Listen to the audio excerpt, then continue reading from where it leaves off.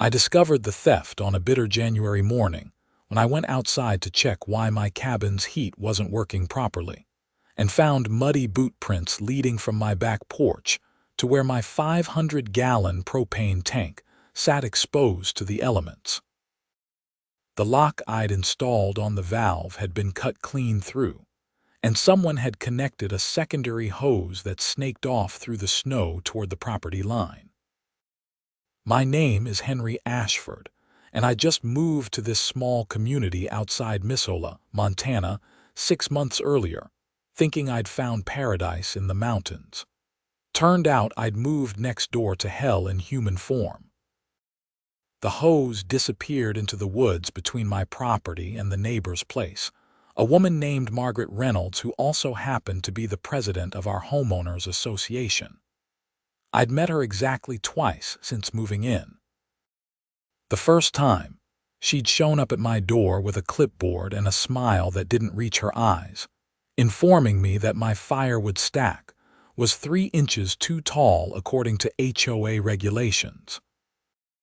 The second time, she'd left a formal citation on my door because my truck was parked at a slight angle in my own driveway, which she claimed violated the community's aesthetic standards. I followed the hose through the knee-deep snow, my breath coming out in angry clouds.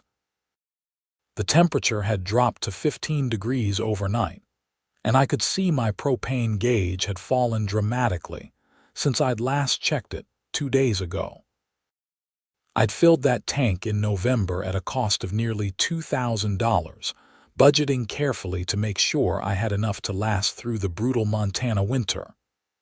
Now someone was stealing it, and I had a pretty good idea who.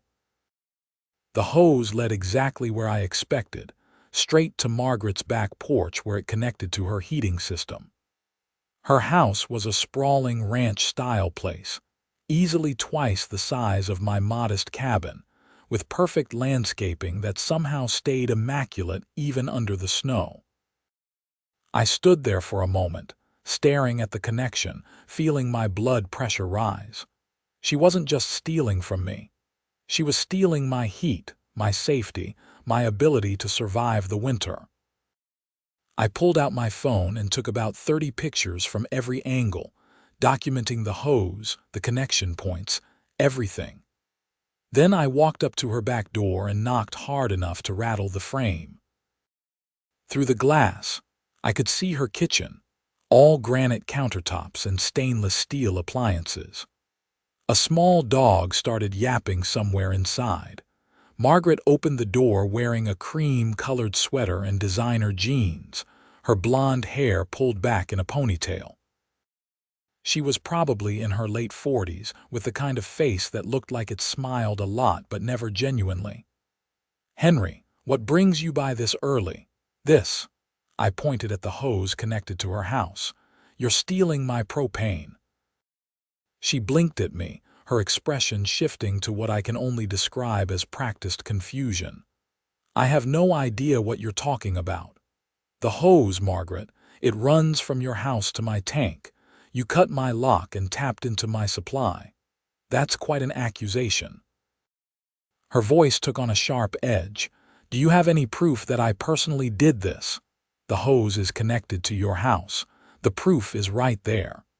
She looked past me at the hose like she was seeing it for the first time. "Oh my goodness, you're right. There is a hose there." I had absolutely no idea. Someone must have connected that without my knowledge. Perhaps the previous owner had some arrangement with your property. You really should check your deed records before making baseless accusations against your HOA president. The audacity was breathtaking. "Margaret, I filled that tank in November. It's January and it's already half empty because you've been heating your house with my propane. I want you to disconnect this right now and pay me back for what you've used." As I said, I had no knowledge of this arrangement. "And frankly, your tone is quite aggressive. I feel threatened." She pulled out her own phone.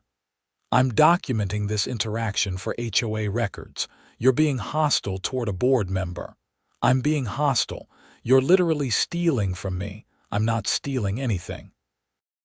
If there's a hose connected to my home, it was there when I moved in 3 years ago. Perhaps you should take this up with the previous owner of your property. Now, if you'll excuse me, I have a board meeting to prepare for." She started to close the door. I put my hand against it, not pushing, just stopping it from closing. "Disconnect the hose, Margaret, today." Her eyes went cold. "Remove your hand from my door or I'm calling the police for assault and trespassing. You're on my property making threats." I stepped back knowing I was getting nowhere. "Fine, but that hose better be gone by tonight. I'll look into it when I have time. Good day, Henry." The door shut firmly in my face. I walked back to my cabin shaking with anger, the cold suddenly feeling more intense now that I knew why my heat wasn't working efficiently. I'd been wondering why my tank was draining so fast, why my furnace seemed to run constantly without keeping the place warm enough. The whole time, Margaret had been siphoning off my supply to heat her massive house. Once inside, I called the local sheriff's office. A deputy named Walsh took my information and said he'd send someone out to take a report. Then I called my propane company, a local outfit called Mountain Gas Supply. The owner, a gruff older man named Tom, answered on the third ring. "Tom, this is Henry Ashford out on Pine Ridge Road. I've got a situation. Someone tapped into my tank and has been stealing propane all winter." Tom let out a low whistle. "That's theft of utilities. You know who did it, my neighbor, the HOA president. There's a hose running from my tank straight to her house." "Margaret Reynolds. You know her." "Oh yeah, I know her. She's done this before. 3 years ago, different neighbor." Guy didn't notice until spring because he traveled a lot. By the time he figured it out, she'd used probably 500 gallons. He tried to take her to small claims court but couldn't prove exactly how much she'd taken. She got away with it. Paid a small fine for the theft itself, claimed she thought the previous owners had given her permission to use the tank. Judge bought it or didn't want to deal with it.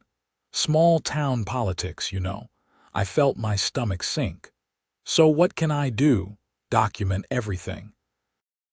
I can come out and put a locking valve on your tank, one that's a lot harder to cut through. But here's the thing, Henry. Margaret's connected in this county. Her brother-in-law is a county commissioner. She knows how to work the system. That's insane. That's Missoula County. Look, I'll come by tomorrow morning and fix you up. In the meantime, disconnect that hose from your tank if you can. It's your property. You've got every right." I thanked him and hung up, then bundled up and went back outside. The hose connection at my tank was professional grade, with a pressure regulator and everything. Someone knew what they were doing. I tried to disconnect it, but it was frozen solid to the valve. I'd need tools and probably a heat gun to get it loose without damaging my own equipment. The deputy showed up around noon, a young guy who looked fresh out of the academy. He took my statement, photographed the hose, and walked over to Margaret's house with me. She answered the door with that same practiced smile, her demeanor completely different with law enforcement present. "Officers, how can I help you?" She acted like she'd never seen me before that moment. "Madam, we have a complaint about this hose connected to your residence." The deputy pointed at the obvious line running through the snow. "Oh yes, Henry mentioned that this morning. I've been meaning to have my heating contractor come look at it. I honestly had no idea it was connected to his tank. My heating system has been acting strangely lately, and I just assumed it was regular maintenance issues." "So you're saying you didn't connect this hose?" "Absolutely not. I would never steal from a neighbor. That's terrible." She actually put her hand to her chest like she was scandalized. "Officer, I've been the HOA president here for 3 years. I have an impeccable reputation in this community. I think there's been a misunderstanding." The deputy looked uncomfortable. The hose is connected to your heating system, though, which my contractor installed. I'll have him come out immediately to investigate. If there's been some kind of mistake in the installation, I'll of course make it right. I jumped in. Margaret, that hose wasn't here 2 months ago. I check my tank regularly. She turned to me with wide eyes. Are you sure? With all the snow we've had, are you certain you would have noticed? I'm certain. And my propane company says you've done this before. Her expression hardened for just a second before the sweet mask slipped back on. That's defamatory, Henry. Be careful what you say in front of law enforcement. The deputy held up his hands. Okay, let's all calm down. Madam, I need you to disconnect this hose today. Of course, officer. As soon as my contractor can come out safely. With this weather, it might be a day or two, but I promise I'll handle it immediately. She smiled at him like they were old friends. The deputy turned to me. That seemed reasonable. What could I say? I guess, but I want it documented that she's been ordered to disconnect it. It's in my report. Madam, please have this resolved within 48 hours. Absolutely. Thank you so much for your service, officer. Stay safe out there. She gave a little wave as he headed back to his patrol car. I followed him, frustrated. That's it. She just gets to keep stealing for 2 more days, the deputy sighed. Sir, I can't force her to disconnect it this second. She's agreed to have it done. If it's still there in 2 days, call us back and we'll file formal charges. She's going to claim she didn't know, get a slap on the wrist, and I'll still be out hundreds of dollars in propane. Document everything. Take dated photos. Keep your receipts. That'll help if you pursue civil action. He got in his car, clearly done with the situation. I went back to my cabin and spent the rest of the day figuring out how to disconnect the hose from my end without damaging anything. Finally, around dusk, I managed to get it loose using a combination of a heat gun and a pipe wrench. I capped off my tank valve and dragged the hose back toward Margaret's property, leaving it coiled in the snow right at the property line. Within an hour, she was at my door. You can't just disconnect that without proper procedure. It's my tank, Margaret. I can disconnect whatever I want. That's destruction of property. That hose system cost over $200 to install. Then you shouldn't have installed it on my property without permission. Her face flushed red. You're making a very big mistake. Do you know how much power the HOA has over your property? We can make your life very difficult. Are you threatening me? I'm informing you of the reality of your situation. As HOA president, I enforce our community standards. And now I'm going to be watching your property very, very carefully for any violations. She turned and stalked back toward her house. That night, the temperature dropped to 8 degrees. My cabin stayed comfortable now that all my propane was going to my own furnace. I wondered how cold Margaret's house was getting. The next morning, Tom from Mountain Gas showed up with a heavy-duty locking valve system. This is commercial grade. She'd need a cutting torch to get through it, and that would make enough noise and light that you'd definitely notice. He installed it efficiently, showed me how the double lock system worked, and gave me the only 2 keys. Keep one somewhere safe, not in your house. If she tries to claim you gave her permission, you'll want to be able to prove you had the only keys. I paid him and thanked him. As he was leaving, Margaret appeared on her front porch wrapped in a thick coat, watching us. She had her phone out, recording the whole interaction. Good luck, Tom muttered as he climbed into his truck. You're going to need it. He wasn't wrong.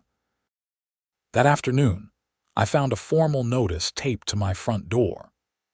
It was an official HOA citation stating that my firewood stack was in violation of community guidelines and needed to be reduced by 12 inches within 7 days, or I'd face a fine of $100 per day.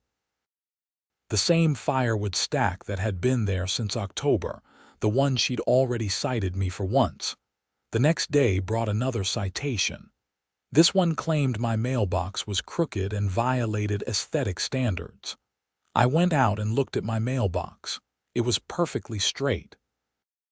I took photos showing it was level in all directions. 2 days after that, another citation arrived. My Christmas lights were still up. It was January 15th, and according to HOA rules, all holiday decorations must be removed by January 1st. I'd forgotten about the simple string of white lights around my porch. I took them down immediately, but the citation included a $50 fine for the violation. Margaret was making good on her threat. She was using her position as HOA president to harass me with citations for every tiny thing she could possibly construe as a violation. I started getting letters every few days. My trash cans were visible from the street. My truck was parked 6 inches over the property line. My walkway had snow on it that exceeded the 2-inch maximum allowed by HOA snow removal policy. Each citation came with fines, and each one required me to write lengthy response letters documenting why the citation was either false or unreasonable. It was exhausting and time-consuming, exactly what she wanted. Then February arrived, and with it came a brutal cold snap. Temperatures plunged below zero for a solid week.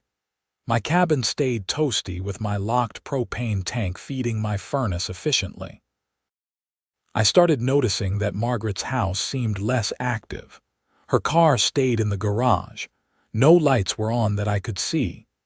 Smoke came from her chimney constantly, suggesting she was relying heavily on her fireplace.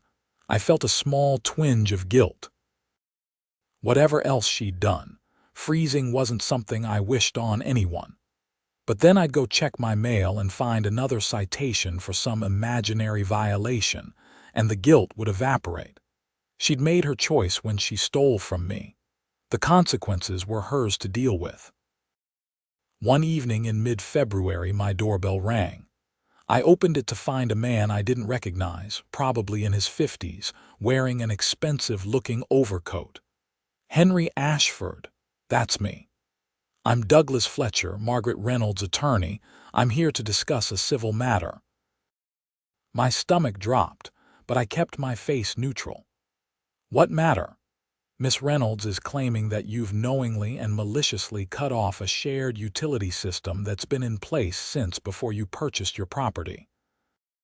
She's asking you to reconnect the propane line and allow her access to continue under the existing arrangement. I actually laughed. Existing arrangement. I've owned this property for 6 months. There was no hose connected to my tank when I moved in. She installed it without permission and stole propane from me for months. I have photos, documentation, and a police report. Fletcher pulled out a document. According to county records, there was an easement agreement between your property and Miss Reynolds' property established in 2019. This easement allows for shared utility access between the 2 parcels. Let me see that. I took the paper and read through it. It was dense legal language, but as far as I could tell, it referenced water and electrical utilities, nothing about propane. This doesn't mention propane or gas systems. Utilities are broadly defined in county code. So she sent you here to bully me into giving her access to my propane tank. That's not happening. She stole from me. She can get her own tank. Fletcher's expression remained professionally neutral. Miss Reynolds is willing to drop all pending HOA violations and fines if you agree to reconnect the system and split the propane costs going forward. Not interested. She can buy her own propane. Mr. Ashford, Miss Reynolds is a respected member of this community. She has connections throughout the county government and legal system. Fighting her will be expensive and ultimately futile. She's offering you an olive branch. Her olive branch is that I give her my property in exchange for her stopping the harassment she shouldn't have been doing in the first place. No deal, And I think we're done here. I started closing the door. You're making a mistake. Fletcher didn't move. The HOA has the authority to place liens on your property for unpaid fines. Those liens can eventually lead to foreclosure. For a crooked mailbox and trash cans, good luck with that. Now get off my property. He finally stepped back. You'll be hearing from us formally. Have a good evening. He walked back to his Mercedes and drove off. I immediately called a lawyer friend I'd known from my previous life in Seattle. Jake listened to the whole story and let out a long breath. Henry, she's playing the long game. She can't actually foreclose on you for petty violations, but she can make your life hell and rack up legal fees fighting her on every little thing. Death by 1,000 cuts. So what do I do? Document everything, which you're already doing. Keep records of all propane purchases, showing what you used before and what you're using now. That'll help prove how much she stole.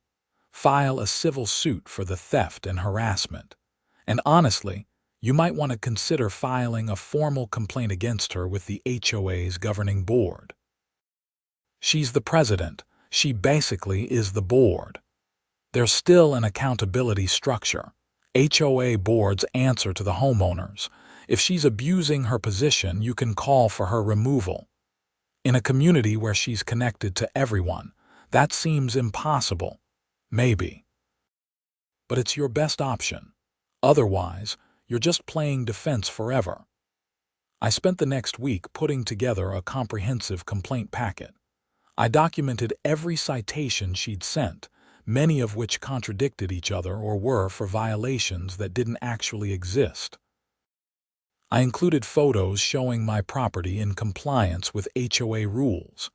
I attached the police report about the propane theft.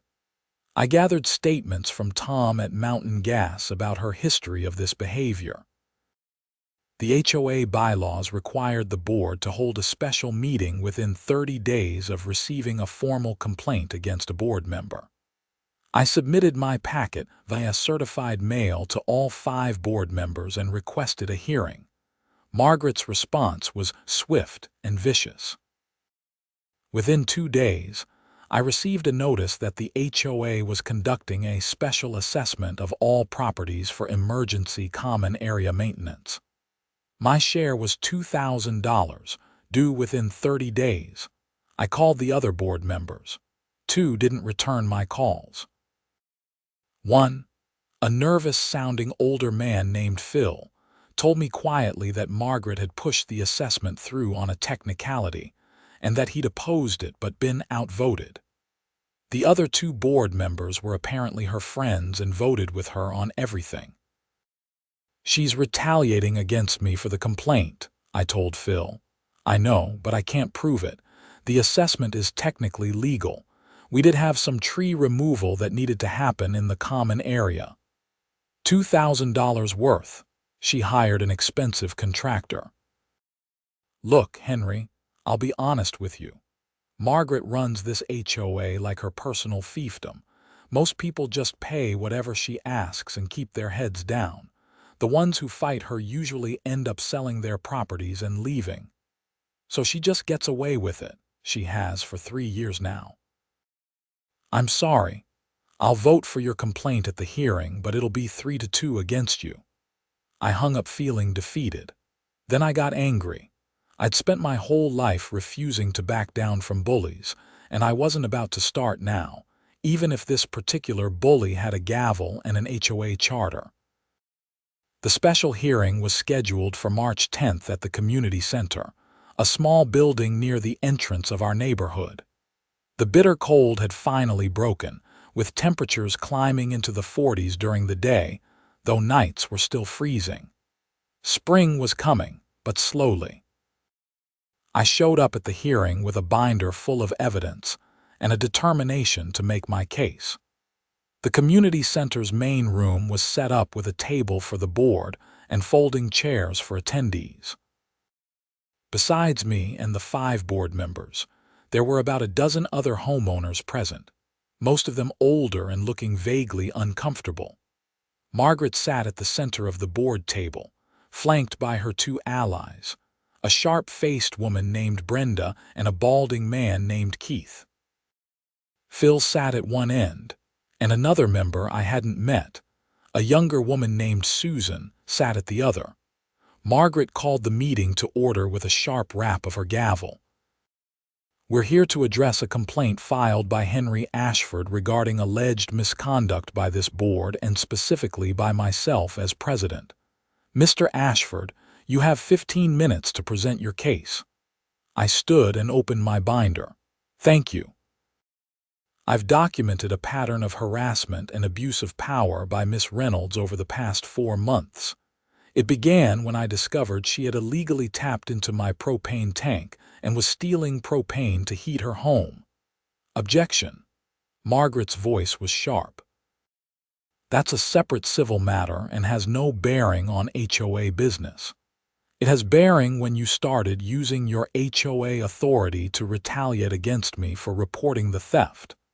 That's a serious accusation without evidence." I pulled out the stack of citations. I received 17 citations in 2 months, all after I reported the propane theft. Prior to that, I'd received 2 minor citations in 4 months of ownership. Many of these citations are for violations that don't exist or contradict HOA bylaws. I went through them one by one. The firewood stack that was within code, the mailbox that was level, the parking violations for parking on my own property, the snow accumulation citations during an active blizzard. Several of the other homeowners shifted uncomfortably as I presented each one. Phil leaned forward. "Margaret, some of these do seem excessive. Mr. Ashford's property has been in frequent violation. My job as president is to enforce our standards," I continued. "Then there's the special assessment of $2,000 that was conveniently passed 3 days after I filed this complaint. According to HOA bylaws, any assessment over $500 requires a notice period of 60 days and a vote by the full membership. This assessment was pushed through with just board approval." Susan spoke up for the first time.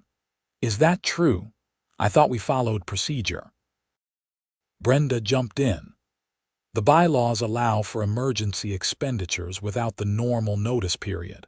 For actual emergencies," I countered, "tree trimming that could wait until spring is not an emergency, and the contractor hired charged nearly triple the market rate." I called 3 other tree services for estimates. I presented the competing quotes. Several homeowners in the audience started whispering to each other. Margaret's jaw tightened. "Furthermore," I continued, "Miss Reynolds sent her personal attorney to my home to threaten me with foreclosure if I didn't drop my theft complaint and give her access to my propane tank. Using HOA authority for personal gain is explicitly prohibited by Montana law." "That's a lie," Margaret snapped. "My attorney visited you to discuss a utility easement, which is perfectly legitimate. An easement that doesn't cover propane systems and was only brought up after I refused to let you continue stealing from me." I looked at the other board members. "I'm not asking for anything unreasonable. I'm asking for the HOA president to be held accountable for abusing her position. The pattern is clear. She stole from me. I reported her, and she's been using every tool at her disposal to punish me for it." Margaret's face was flushed. "This is defamatory. You have no proof of any wrongdoing on my part. Every citation was legitimate. Every assessment was by the book. You're a disgruntled homeowner who doesn't want to follow the rules." Phil cleared his throat. "I think we need to take this seriously. Even if each individual action was technically within policy, the pattern does raise concerns." "The only concern," Brenda said icily, "is that Mr. Ashford is trying to undermine HOA authority so he can violate our standards without consequence." The debate went on for another hour. I presented more evidence. Margaret deflected and minimized. Her allies backed her up. Phil and Susan seemed genuinely troubled but uncertain. The other homeowners watched in silence, a few nodding along with my points, others looking like they just wanted to go home. Finally, Margaret called for a vote on whether to remove her from the board for misconduct. As Phil had predicted, it went 3-2, with Brenda and Keith voting with Margaret to keep her in place. Susan voted for removal, and Phil abstained, which effectively was a vote to keep her. "Motion fails," Margaret announced with barely concealed satisfaction. "This complaint is dismissed. Mr. Ashford, I strongly suggest you focus on bringing your property into full compliance rather than wasting the board's time with baseless accusations." I gathered my materials, anger burning in my chest. As I headed for the door, an older woman touched my arm. That took guts. She pushed out 3 families last year with this same kind of harassment. Maybe having someone fight back will make a difference. It was small comfort, but it was something. I drove home through the darkness, trying to figure out my next move. The next morning, I found my truck's tires slashed. All 4 of them, cut deep enough that they were completely flat. I called the sheriff's office and filed a report, though I had no proof of who did it. The deputy who responded said there had been several reports of vandalism in the area lately, which I suspected was code for other people Margaret is feuding with. I got my truck towed to a shop and ended up having to pay $800 for new tires.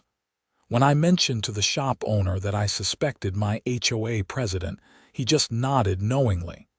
"Margaret Reynolds. Yeah, she's something else. Had a buddy who lived in your neighborhood. She made his life hell until he moved."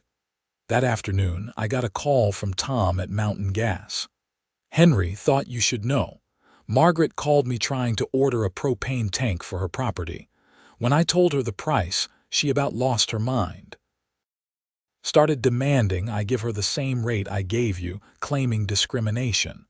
I told her that was your first fill discount, one time only for new customers. How much is it going to cost her? For a tank and full fill, probably close to $3,000. She said there was no way she was paying that and hung up on me. I felt a grim satisfaction. She'd been stealing my propane because she was too cheap to pay for her own. Now she was facing the reality of a Montana winter without it. March turned into April. The snow began to melt in earnest, revealing the brown grass and mud underneath. I kept receiving citations from Margaret for various made-up violations, but I'd started just filing them away and responding with a form letter pointing out why each one was invalid. It was tedious, but it kept the record clear for the lawsuit I was preparing. Jake, my lawyer friend in Seattle, connected me with a local attorney named Patricia Morneau, who specialized in HOA disputes and property law. I met with her in her office in Missoula, a cozy space with law books lining the walls and a view of the mountains. Patricia reviewed all my documentation with a sharp eye. "You have a solid case for harassment and theft. The challenge is going to be proving damages and getting it in front of a judge who will take it seriously. What about criminal charges for the propane theft? That's up to the county attorney. With your police report and documentation, you could push for it. But honestly, for a first offense property crime like this, she'll probably get a fine and probation at most. The real consequence would be public record of the conviction. She's done this before. To someone else. That helps. You have documentation." I told her what Tom had said about the previous neighbor. Patricia made notes. "I'll track that down. If we can show a pattern of behavior, it strengthens everything. Let me draft a civil complaint. We'll sue for the propane theft, the harassment and abuse of her HOA position. We can also file a complaint with the Montana Human Rights Bureau about the HOA retaliation. How long will this take? Civil suits like this. Could be 6 months to a year before we see a courtroom, but sometimes just filing is enough to get people to settle. I authorized her to proceed. The filing fee was $500, plus her retainer. My savings account was taking a beating from all this, but I was committed now. The lawsuit was filed in late April. Margaret was served with papers at her home by a deputy. According to the deputy who served her, she spent 10 minutes ranting about harassment and false accusations before finally accepting the documents. Her response was immediate and nuclear. The next HOA board meeting resulted in an emergency motion to levy a special assessment of $5,000 on my property, specifically for excess common area maintenance required due to property neglect. The claim was that my property had caused drainage issues that damaged common areas. It was completely fabricated. My property was on high ground and drained into a ravine away from any common areas. Patricia immediately filed for an injunction blocking the assessment as retaliatory. The judge granted a temporary hold until a hearing could be scheduled. Meanwhile, spring fully arrived. The temperatures climbed into the 60s and 70s. Flowers bloomed. The nightmare of winter was over. I noticed that Margaret's house had some visible damage from the cold months, flaking paint and what looked like water damage around some windows. I suspected she'd had pipes freeze, probably from not keeping her house warm enough without stolen propane. The hearing for the injunction was set for May 15th. I showed up with Patricia, armed with documentation showing my property's drainage patterns, and the fact that there had been no complaints about drainage for the previous 5 years of record keeping. Margaret appeared with Douglas Fletcher, her attorney. She'd also brought Brenda and Keith from the HOA board as witnesses. The judge, a tired-looking woman named Harrison, reviewed the evidence quickly. "Miss Morneau, your position is that this assessment is retaliatory." "Yes, Your Honor.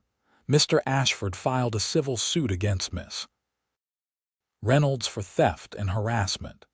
3 days later, she pushed through an HOA assessment specifically targeting his property for a problem that doesn't exist." Fletcher stood. "Your Honor, the HOA has legitimate concerns about drainage from Mr. Ashford's property. This is a standard assessment for necessary maintenance. A standard assessment of $5,000 for one property." Judge Harrison looked skeptical. "And you're claiming this drainage issue just appeared. It's been developing over time. Do you have any documentation?" "Engineering reports, photos of damage." Fletcher shuffled his papers. "The board members observed the issues, so no professional documentation." Judge Harrison looked at Patricia. "What does your client have?" Patricia presented the drainage survey I'd commissioned, showing clearly that water from my property flowed away from common areas. She also had photos taken throughout the winter, and spring showing no standing water or erosion near my property. Judge Harrison reviewed everything in silence. Finally, she looked up. "I'm making the temporary injunction permanent. This assessment is clearly retaliatory and without merit. Miss Reynolds, using your HOA authority to target someone who filed a legitimate lawsuit against you is abuse of power. I'm also ordering you to cease any HOA-related actions against Mr. Ashford's property until the civil suit is resolved." "Your Honor, I have a duty to enforce HOA standards," Margaret protested. "You have a duty to do so fairly and without personal bias. Based on what I'm seeing, you've been targeting Mr. Ashford specifically.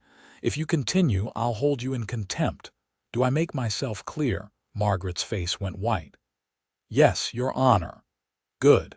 Miss Morneau, file your civil complaint at your earliest convenience. I suspect I'll be seeing you all again soon." The judge banged her gavel. We left the courthouse with Patricia barely containing a smile. That went better than expected. Judge Harrison has a reputation for not tolerating HOA abuse. This is good for your case. Over the next few weeks, the civil suit moved forward. Discovery began, which meant Margaret had to turn over all HOA records related to my property. It also meant depositions, where both sides would be questioned under oath. My deposition was straightforward. I explained the timeline, presented my evidence, and answered questions about my documentation practices.